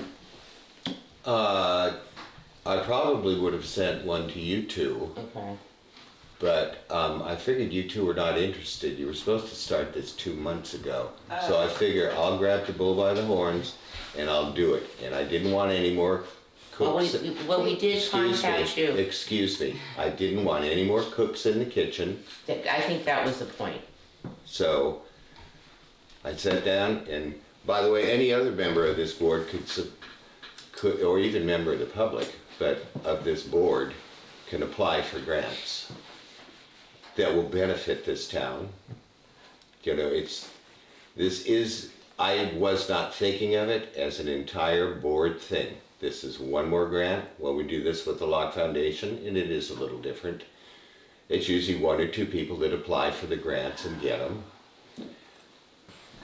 If I'm going to continue working on a grant like this, I'm certainly not going to be sending out every phase and waiting for everybody's opinion and have to give deference to all of their input, because I'm not going to spend any more time. Well, when you have an ad hoc committee, I tried 3 times to contact you and you said you were too busy to meet. So I want to clarify that. And then I kind of assumed Angie was going to participate too, and she doesn't want to. Mm-hmm. And so when it kind of leaves it to those of us that have like this much grant writing experience, and I'd only gotten the concept That's why proposal. I didn't meet. Well, I didn't need to meet. Okay, but you should have said that, because I kept contacting you and say, where can we meet? And you said you're too busy. If you just said, Lisa, I don't need your help, that would have been, that would have clarified it to me. Okay. But it is a board. And we did not drop the ball. We tried to meet up with you for a couple of months actually, so we didn't drop the ball. I And didn't had have to meet. You didn't have to meet with me. We were on the ad all hoc agreed. committee. We were on that. I needed Okay, we were well, going to meet with the you. important thing is, And then we were thrown under the bus that we dropped, the ad hoc committee dropped the ball. And we did not drop the ball. We didn't have any why didn't information you until just Angie submit provided a it. concept proposal? Because we needed to work together. We didn't have the information we needed until Yeah. Angie sent it to us. We had no idea we were in the dark, and that's why we were trying to meet up with you, Okay, so well, we would have the regardless, information. okay, I We did not drop apologize. any balls, we I tried. apologize. Thank you. From here on out, anything that involves this particular grant, I'll make sure runs through the executive board for sure, and the ad hoc committee. But we're here to help. We are. I know, and and I didn't need the help, so. But I think, but also. And when I had spoken to you, or communicated with you last time, I literally was taking every spare minute I I had thought through you my were. day. And it's like to add on, okay, explain everything you're doing, No, I supply didn't me want everything, it. meet with me, so. My fear was that we were gonna write this and that we'd already spent the money and that it wouldn't have made any sense. I made that clear, Yeah. that partial payment for Yeah. phase 1 is being paid for lock management. Right. So they're aware of that. I don't know how that will affect. Okay. That's why I bumped it up. I started at 60, then I went to 70, then I went to 80, and I thought, as Go Joe for it. said, 100,000's a nice round number. That's what's going on with that. We're waiting to hear back. And I just want to, the Delta Conservancy, there's many state agencies out here, the Delta Protection Commission, the Delta Stewardship Council, and the Delta Protection Commission and Conservancy. So the Delta Protection Commission now has that heritage trail that they're trying to, Locke should be on it because of our historical status, and federal money comes down to the state and will be put on a map. It's nothing ground shaking, but it gives a trail of all the historical places in the Delta. But the Conservancy has that Prop 68 money so that we can, for economic improvement. And the Delta Stewardship Council is a nightmare. Maybe we never have to deal with them because they're about science and equal goal of the water supply. So just to give you a little background on where all that, they all have different kinds of monies. Okay. Very good.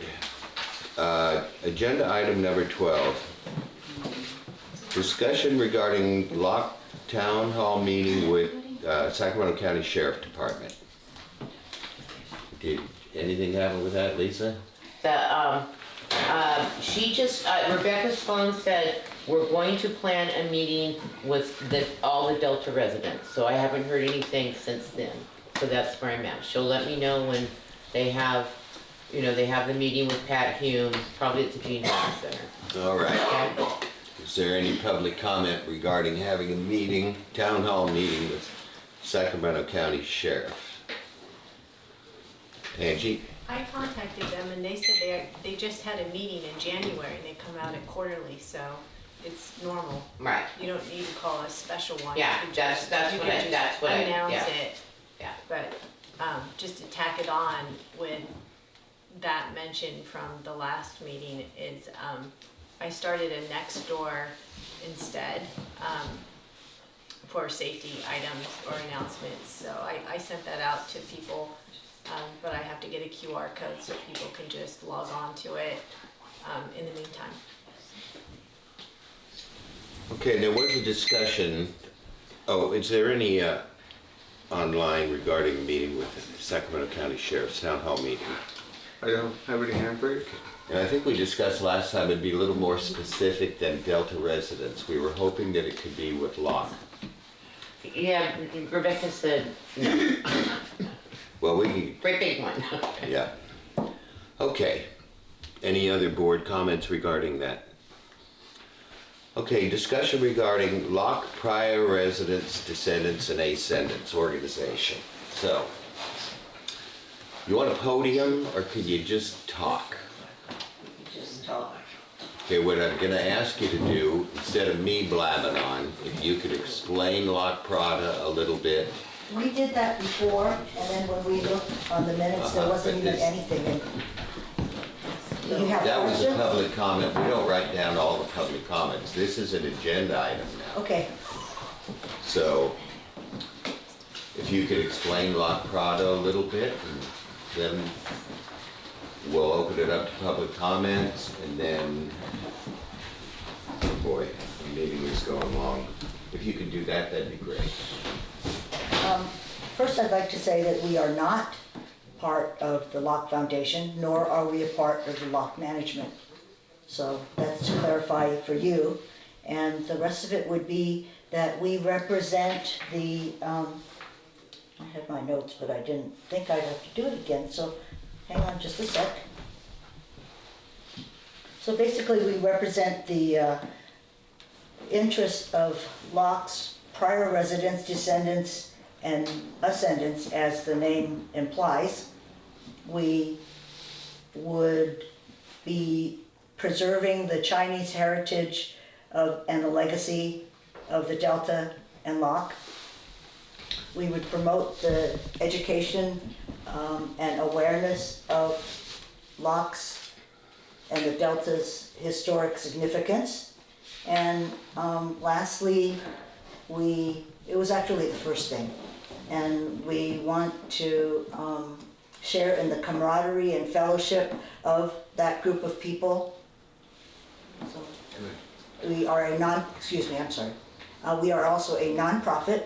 So as far as nonprofits go, we like to see where that can take us. And that's an open book so far, because just like whatever you're doing here with grants or with what other things, nonprofits have other potential. Good. Do you have a board of directors? Yes, Okay. So, do you have an executive board? yes, Okay, just wanted to let yes, everybody know. yes, all that. So- We have a mission statement that we'd say it would be to preserve the past and educate the future, along with the other things I mentioned. Do you have, let's see, who's treasurer, who's chairman and who's secretary? One of you, Chairman. chair, and you're Secretary. secretary. Who's You're looking at treasurer? us. Do you have a treasurer? Douglas Shaw. And what's left? That's it. That's You it. only need Vice 3 board chair. members in That's the it, we only nonprofit. need 3 and Yeah, and we 501c3. we squeezed him and said, we need a third, and so it's, And you're located in Sacramento County? So- yes. Okay, very good. Do we have any public comment on Locke Prada? Well, I need to make comment Oh. on some issues that we're concerned about as Locke product. I sent out a letter in December and I made copies of it again so that we can refresh our memory on it. basically, well, there's good news. There's a postcard that you have a copy of that was sent out, and it was sent out as properties came up for sale. The CCNRs say it's sent out when an offer is made. So now we have it as when properties come up for sale. And this is sent out to the list of Descendants and Ascendants. And interested parties. Yeah, and so this is really good. It's updated. The only thing is we need to correct the CCNR so it does what you're doing now. It says what you're doing now, instead of what it's saying now, which is that they notify the LMA, and the LMA actually makes an offer to purchase the property, which I don't understand at all. So what we'd like to see is that the PRETA list of people are the ones that get notified, which is this, and that they're the ones that come and make the offer on the properties. So it's a procedural. Yeah, it's a procedural thing, the CCNRs, and we'd like to correct that. Since we're probably gonna need some dialogue rather than all just going, okay, you're done, now public comment, now board comment. Okay, Right, That postcard went out because there were people saying, for instance, we were not obliged according to our bylaws, or CCNRs, CCNRs, to have to send that out until we have been notified right. that, and people were saying, well, there's a for sale sign here, or a for sale sign there, or I've heard. So to just cover our butts, we found out all 3 buildings that were for sale, only one of them notified us that they had intent to sell, and we still went ahead and sent out the postcards for all 3 of them. We did talk to the realtors that were handling those businesses, but we kind of went over and above. So I want to clarify something too. You are a completely separate 501c3, as you say, not associated with the Locke Management Corporation. Right. So you say asking for us to change our bylaws and CCNRs is just that, you're asking. Right. So Are you going to read that?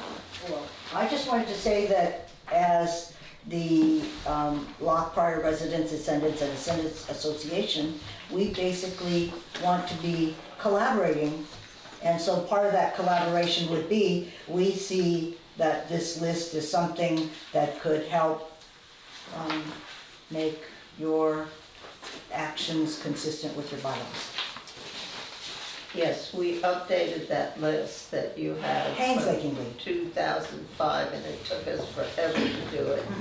And we still left some people out. I think before we go through the list, because to be honest with you, I see a lot of people on that list that shouldn't be on the list. And you bear in mind, you're asking us, correct me if I'm wrong, you're asking the Locke Management Corporation to send postcards to everybody on your list. Is that correct? Well, yes and no. We have a lot of emails so that you can email it to them instead of actually sending physical Why postcards. don't you or email text. them? We'll make sure Locke Prada gets a postcard that a building is up for sale. And why doesn't Locke Prada handle the notification? Because it's LMA's responsibility. There are overlaps in what you guys do and what we do. No, we don't do It doesn't that. mean that we have to do. No, First of all, this would mean that any other entity that's not associated with Locke Management Corporation or private individual could come to us and say, here's a list. We can't prove that any of these people are ascendants or descendants. We can't prove that they're interested parties, but we want you to spend the money and the time to send postcards to everybody on that list. I want to remind you too that the list we have, that's 120 people, costs the property owners of Locke $200 every time that goes out. And that If we list- adopted your list, it's gonna be more like $500 every time a building comes up for sale that you expect the property owners of Locke to pay for, and whoever is on this board that's in Well- charge of that to do all the legwork on it. I've done a lot of thinking on this, and I don't know where it goes. In my mind, this is one way of handling it. And I don't know if it's legal or not. It's something that I don't know if Eric or Daryl can help us on. But I was thinking that you charge a fee to the sellers, like 0.5% or 1% of the sales price, thereby sending out all the notices to all these people who may have an interest in buying the property, which would be advantageous to the sellers or the real estate agent, because we essentially send out notices to a couple hundred people. And these people have all stated that they want to be notified? No. But Okay, the other thing is, I'm sorry, about the list that you send out too, it's maybe 15 years old, not been updated according to someone that admitted so. And so what's the relevance of that list We then? get postcards back from, then we know that we update according to that. Right, and so then also I am in contact with a lot of prior residents and descendants who say, we never got a postcard. And So, that's why Well, they're of on the course, yeah. list. Do you realize how many so that's why they're on this Descendants? list. Well, Not you're all. handing us, for instance, you're handing us a list that has people like Anita Lowe, the Chans, Clarence Chu, Jeff Ferrero Pro, who is the ex-president of Folsom Historic Society, Elaine Zorbas, who's an author in Fiddletown, Kay Water Roth, who is the president of the chapter of the Clampers, and you're saying, send, because we hand you this list, you send them a postcard. are we responsible for sending interested parties? I thought it was just the Descendants It's thing. both. Part Are of you sure? Yeah, it's been combined. interested parties. Isn't that correct, Stuart? Yep. Yep. Okay, 'cause, yeah, I didn't think interested parties, I thought was always kind of if. I wanna read Isn't anybody an interested party? Huh? Isn't anybody an interested Yeah, party? so, Yeah, but we don't know if they are. Let me read one letter. I mean, if I might want to buy some property, I could be an interested party. but you should sign something, something needs to I come could just back. check the with- MLS, or I could go drive Right, I through know, town, I could go but talk to the people we've got a who live great there. big list, but there's gotta be somewhere to verify these people are interested. Plus, in Why? this day and age, the post. Why? If they're interested, they will assert themselves. Excuse I me, have a flyer. excuse me. I'm gonna, He has something he wants to read. yeah. Now, this is from 2004. Okay. This is written by Clarence Chu. This refers to Locke product.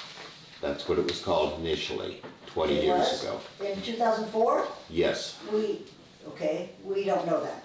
well, Right. I have We it don't know here.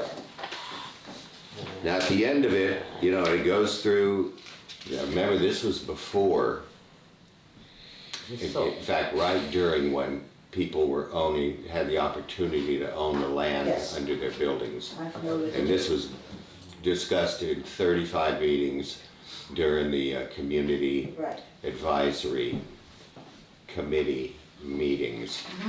So it says here, if you or your family lived in Locke, please contact us.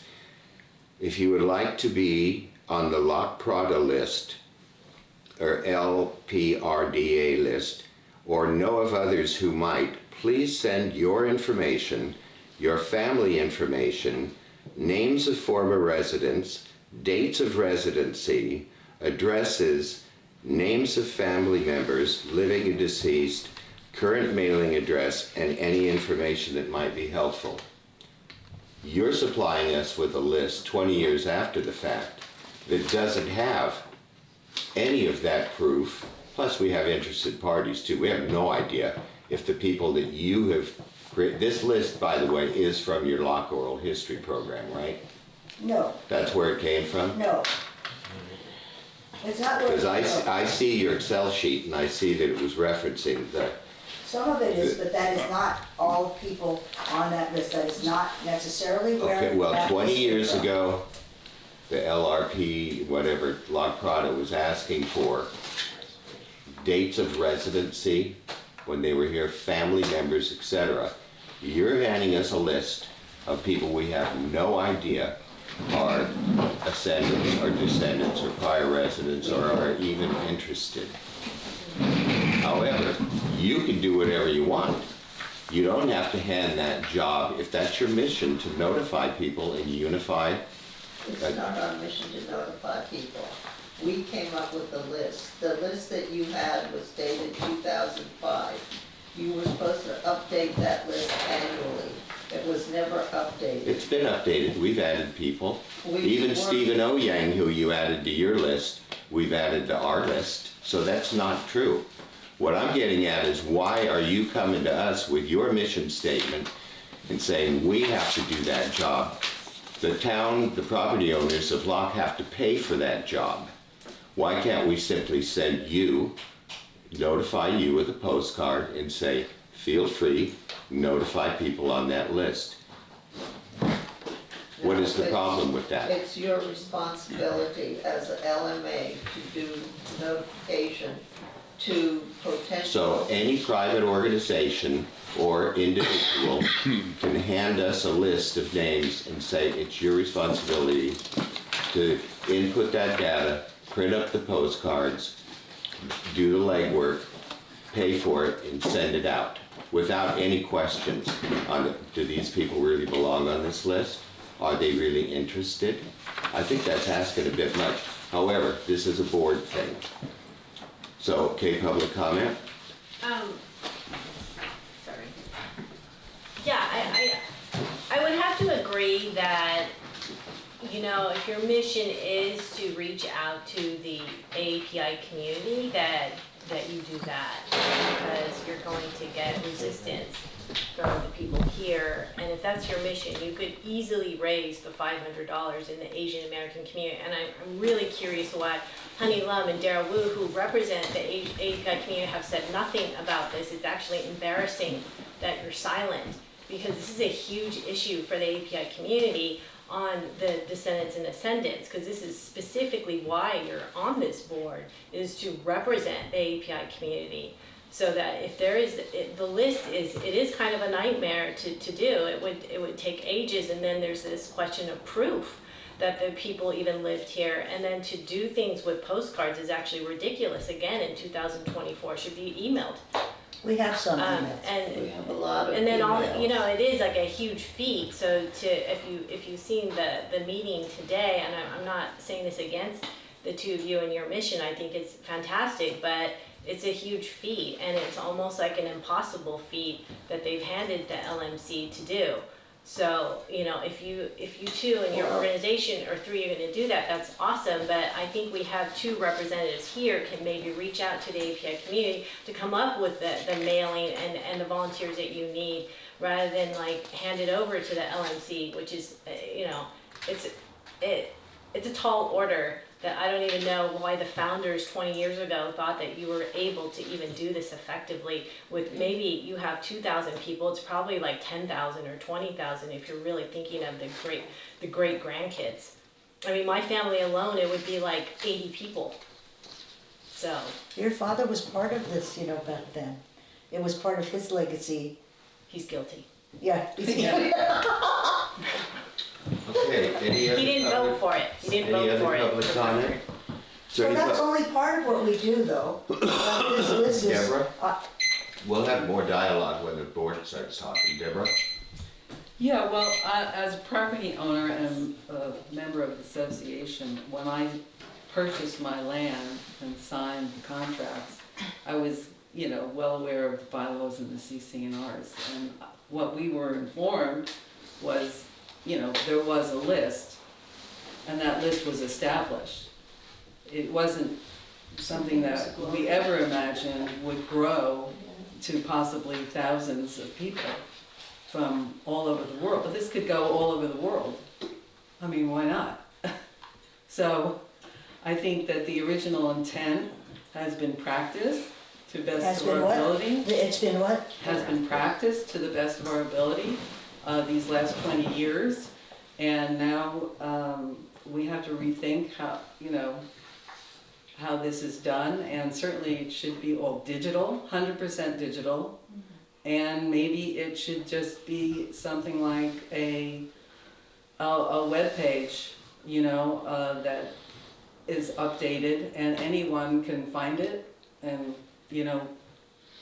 find this information of property for sale. I mean, as Eric said, I mean, you could just go to an MLS, you could keep a search going for yourself on Locke property. Let me ask you a question, since you've been on the board all the way up to this new board. There's been, what, a dozen mail outs.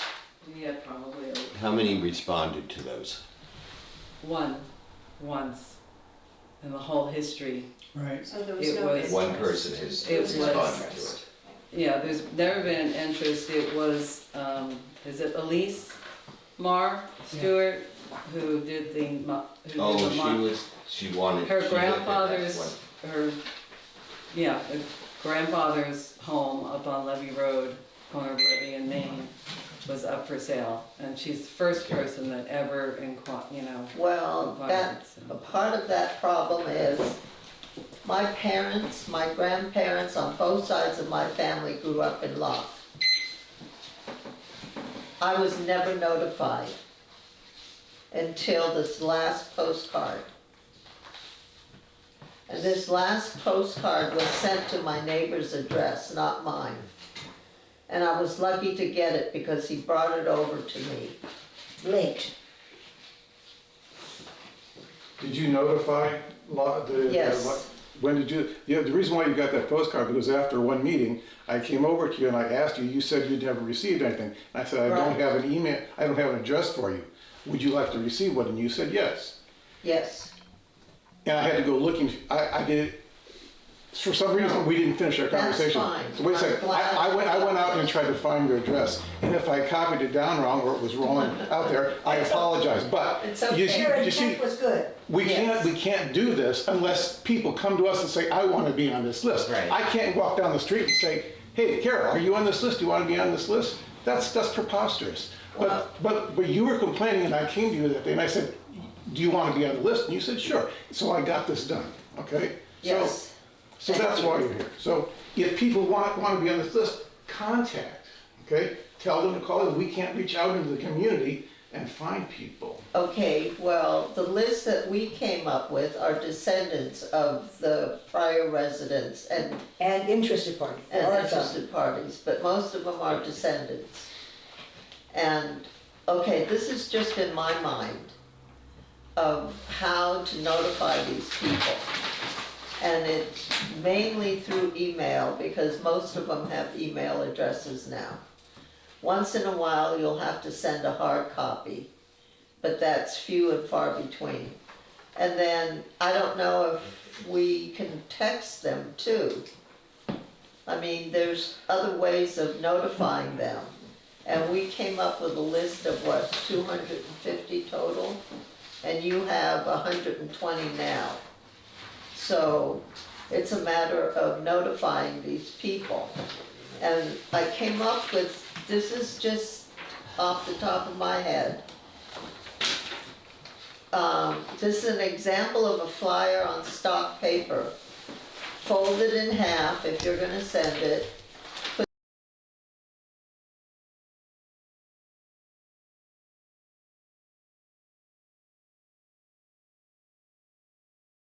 Let's move on to vice chair. Are there any nominations for a vice chair of the Locke Management Corporation? I nominate Honey. I'll second that.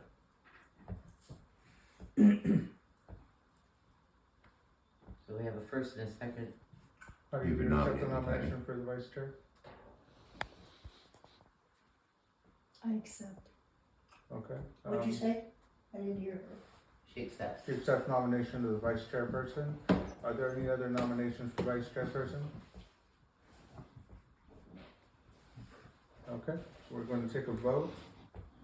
Member Wu? Aye. Member Heath? Yes. Member Locke? Yes. Member Walpole? Abstained? Member Prosser? Abstain? Member Kirk? Yes. And Member Giles? Abstain. Okay. No other nominations, and we have 4 votes, 3 abstentions. Vice chairperson is Honeywell. Okay, now I'm going to open up nominations for secretary of the Locke Management Corporation. Are there any nominations?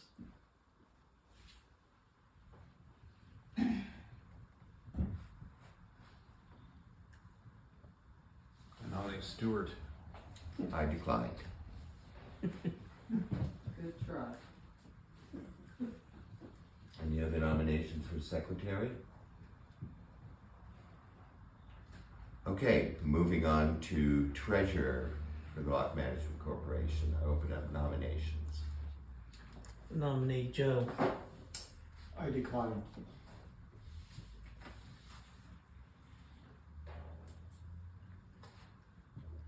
Any others?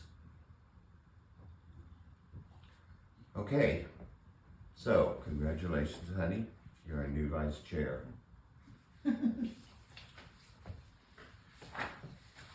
Right.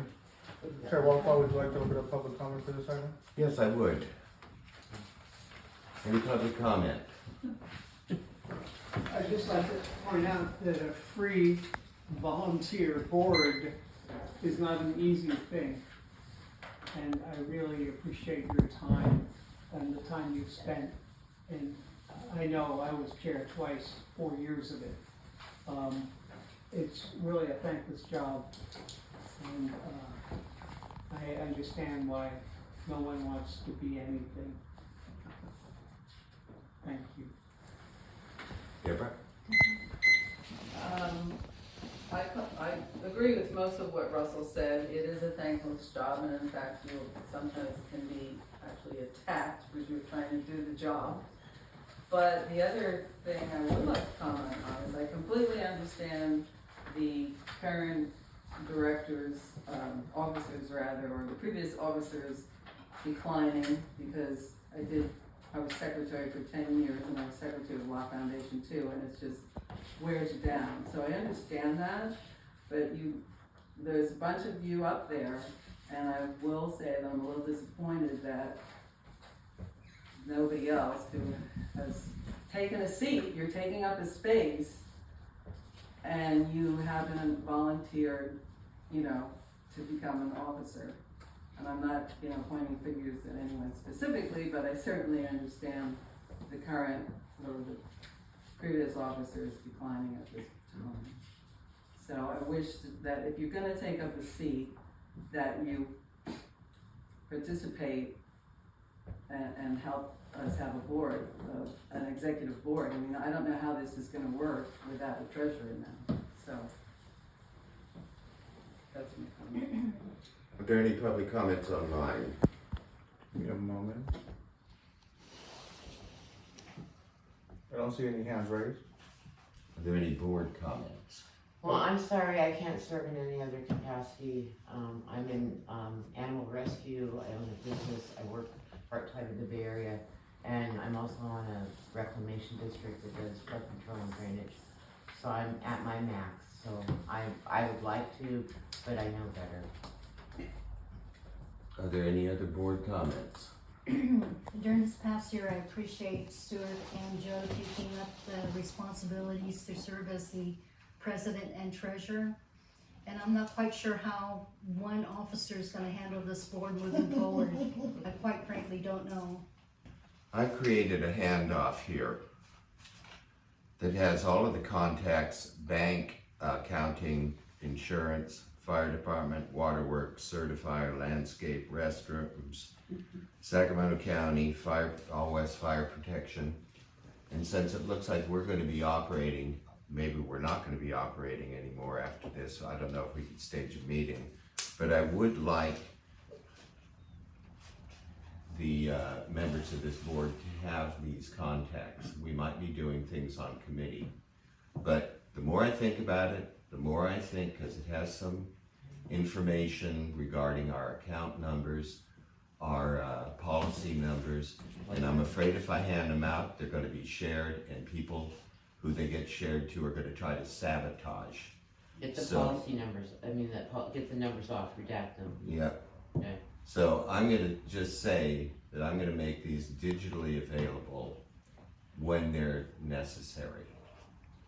So hopefully this handoff will help Honey, and I assume Sacramento County might have something to say. I don't know, they didn't say anything when the entire board dissolved before, but I do want to have and by the way, Joe and I are still on this board. We just didn't accept it.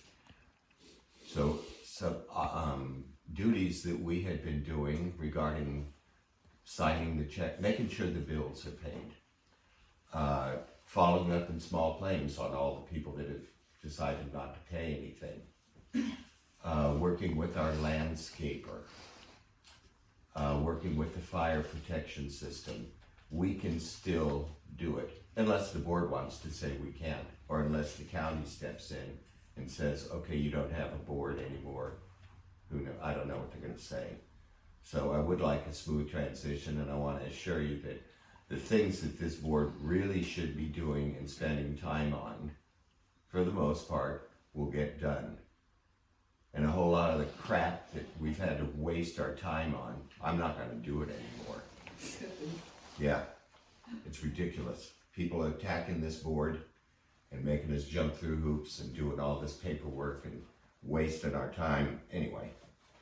So I will provide these for when they're needed.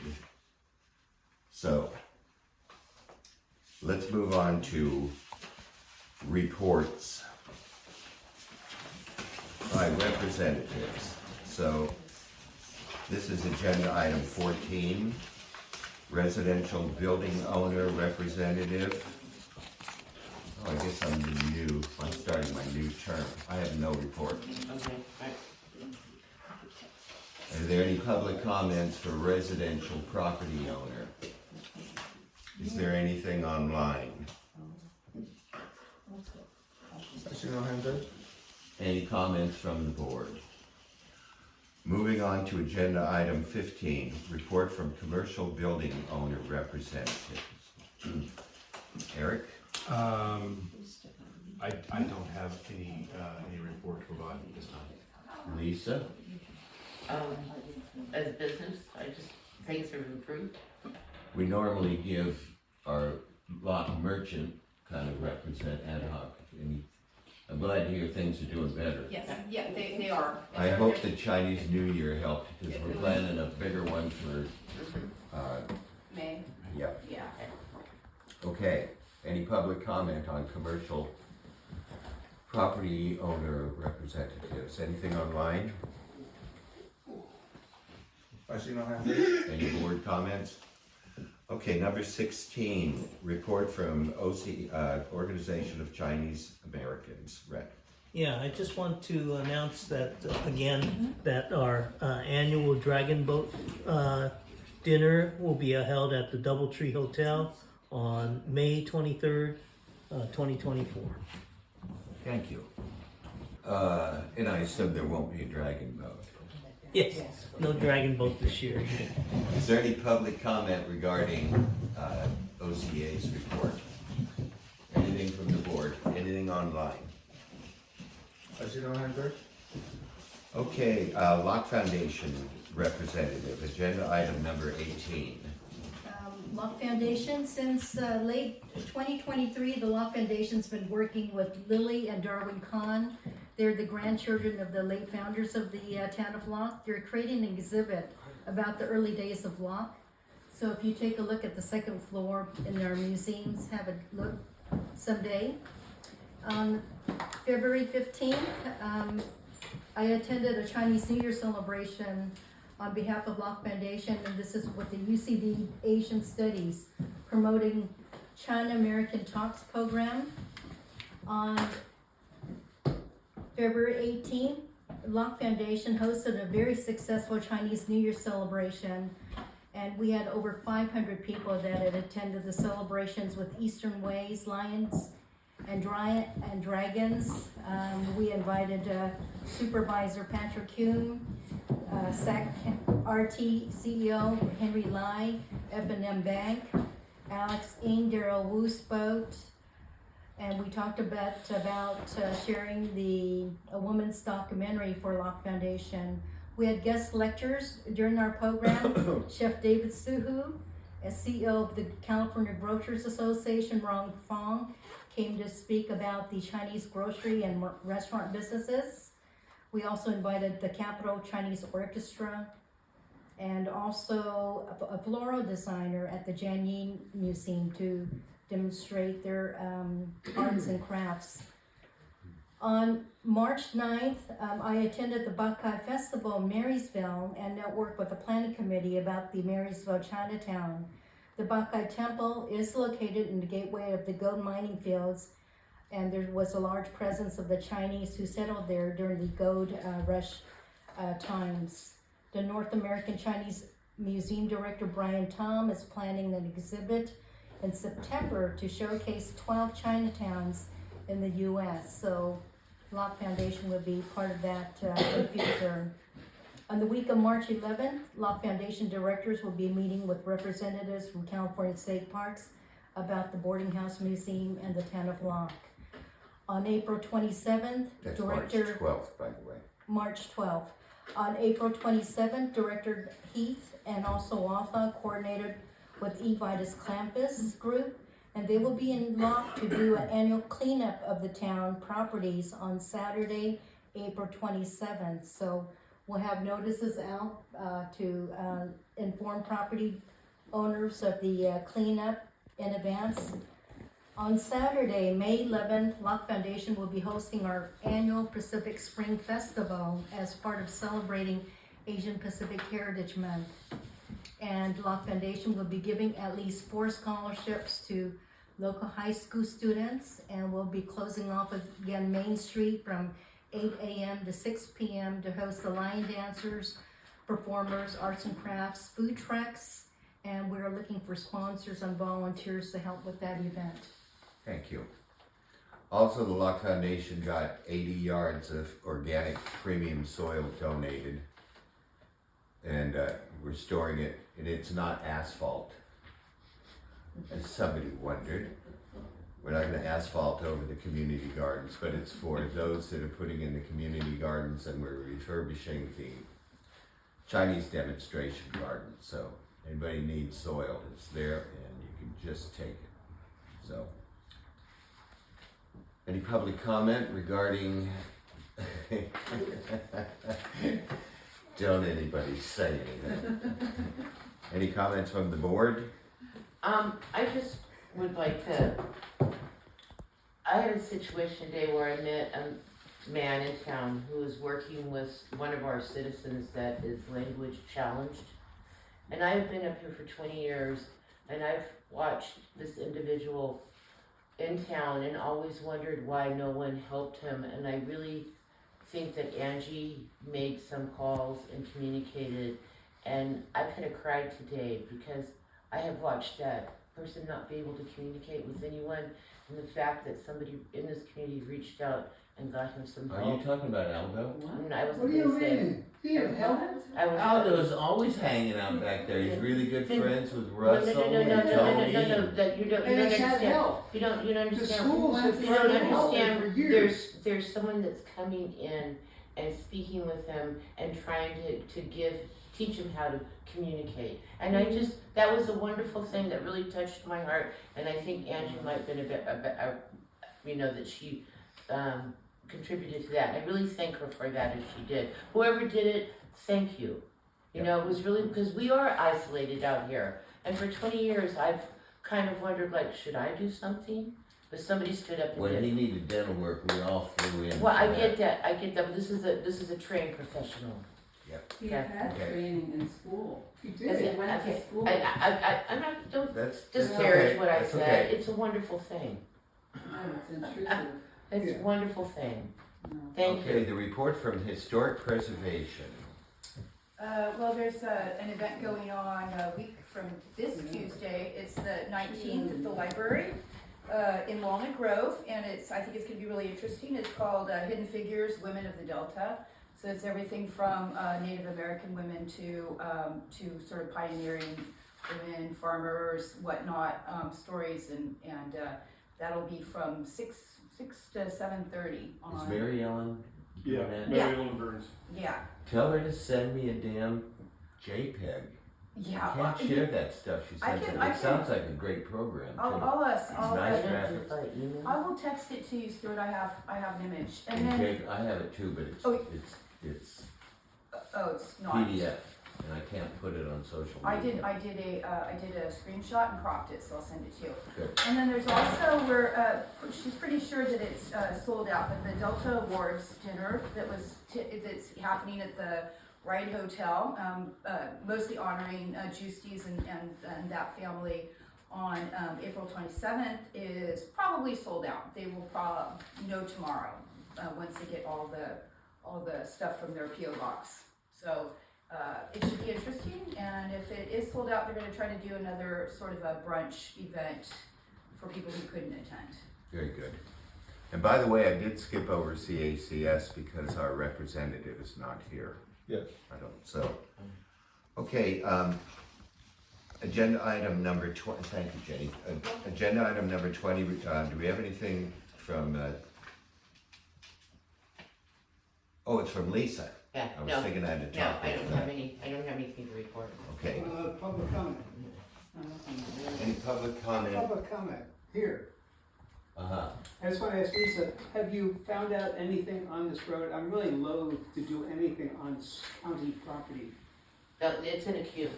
Pardon? It's in a queue. Whenever, it's in a queue that will come up for funding. That's all I know. I reported that earlier, yeah. Okay, I've heard that. What? Okay. Funding. Funding. Funding. Right. Funding. This isn't just normal. Is there any, Right. Oh, they have online funding for to repair. number 20? Okay. Any board comment? Any staff update from our county? No staff updates for today. Okay, well then I'm going to adjourn the meeting. I second it. Thank you all for hanging in. Stuart? Yes. We just did have items 22 and 23. Oops. Just, if you want to read them into the record. Oh, I am sorry. Any director comments, reports, or announcements? So I would just note some gratitude to you, Stuart. Oh, thank you. For your service. Joe as well, for your service. Honey as well, for her service, for your service, and also especially for you seeing what happens with the future vice chair role going forward. So I think this has been a very interesting time, and I think despite the negative ninnies out there, a lot of good things have happened with this leadership, and so I just want to recognize you all for that and thank you. Thank you. Before you leave though, I think there needs to be some responsibility, so I think, rather than the vice chair, I need to probably step up to be as a chairperson to have a connection with the county communication. So Too late now, but you're kind of default chairman. Vice chair stands in place of the chairman. So I'm At one point, Daryl as a was chair the then, only- okay. Yeah. Okay, are there any public comments? That's final Not one. on the agenda. Yeah. That's not a, Mark has something. Mark? So we're Well, on I item do. 23. I'm really upset to find that someone has called about Aldo because he is bilingual. He understands English and Spanish. And this is personally interfering with a grown man that's over 30 years old.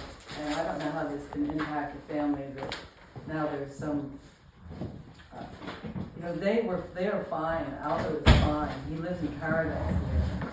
I'm very Let's disappointed. just hope they get their place to live. That's how we can help. Yeah. Is there any news on Interfered. I already remember the public online to make a I have comment heard on that. 23. Yeah. It's all. Set start line now. Hey, How life